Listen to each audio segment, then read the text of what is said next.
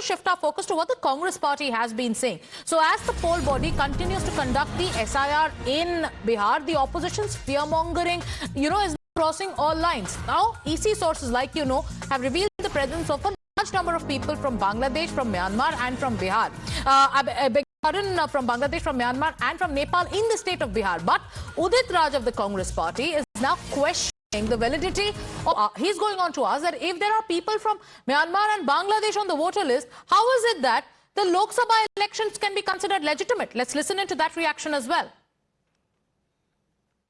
जब बांग्लादेश के म्यांमार के लोग वोटर लिस्ट में थे तो भाई लोकसभा का चुनाव कहां से फिर जायज हुआ।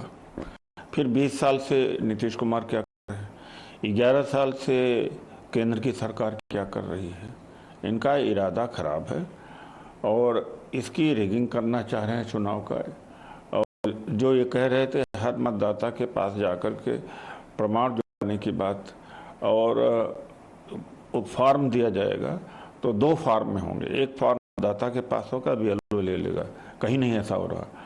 तो बात इधर की न उधर की, ये सीधा पूरा प्रयास किया जाएगा कि जो राहुल गांधी जी के वोट है इंडिया गठबंधन को, उनको काट देना और फर्जी वोटों की लिस्ट तैयार कर देना।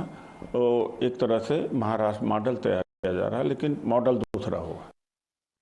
My colleague Saket continues to stay with us. Saket, कुछ ही दिन पहले हमने देखा था कि कैसे तेजस्वी यादव और राहुल गांधी एकजुट होके उन्होंने एक मोर्चा किया था पोल पैनल के खिलाफ और NDA के खिलाफ। वो बिहार बंद वाला पॉलिटिक्स और ऑप्टिक्स हुआ था, उसमें भी उन्होंने काफी कुछ ऐसे अटैक्स किए थे। गोदी आयोग कहा था, राहुल गांधी ने खुद महाराष्ट्र के चुनावों के बारे में बोला था और वोट चोरी की बात की। INDIA का और स्ट्रैटेजी है with regards to the SIR?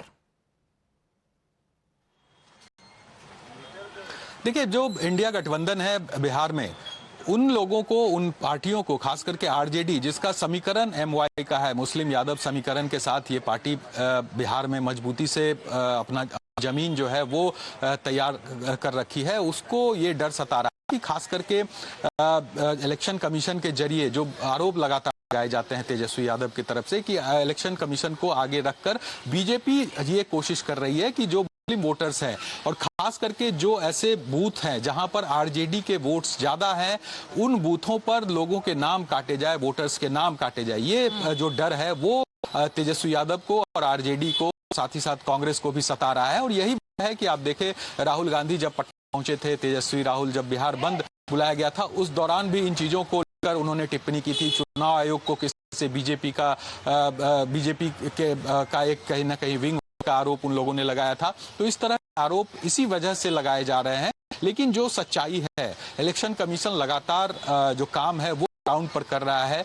गांव-गांव में, गली-गली, मोहल्ले-मोहल्ले में जाकर लोगों के door to door form collection किए जा रहे हैं। 90% के आसपास फॉर्म कलेक्शन किए जा चुके हैं।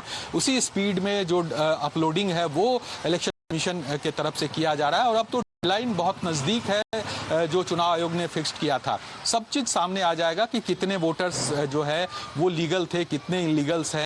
ये तमाम चीजें सामने आएगी और कॉन्फ्रेंस भी चुनाव आयोग की तरफ से होगा। लेकिन कहीं ना कहीं ये डर जो है वो गठबंधन को सता रहा है कि बिहार में उनके वोटर्स प्रभावित होंगे, उनके वोटर्स के नाम काटे जाएंगे, इसलिए ये तमाम चीजें चाहिए। लेकिन बीजेपी यही बात कर रही है कि जो सीमांचल के इलाके में जो घुसपैठिए हैं, उन लोगों को कहीं ना कहीं वोट बैंक समझकर विपक्ष की तरफ से उनका बचाव किया जा रहा है। और यही है कि जब वो लोग सामने आ रहे हैं तो इन लोगों की बेचैनी बढ़ रही है। क्योंकि एक तो आप देखें, पूरा सीमांचल के इलाके में अगर 100 आदमी है तो 125, 120 तो इस पूरे मामले में there are 3 terms that are being used by both the sides. On one hand, you have the focus of the EC which is on verification. On the other hand, you have the opposition charge where they are hurling the vote on the charge. Then you have the NDA and its allies who are questioning the INDIA, accusing them of vote bank politics. Thank you so much, Saket, for joining us with the latest with regards to the politics around SIR. But now it's also time for us to shift our focus to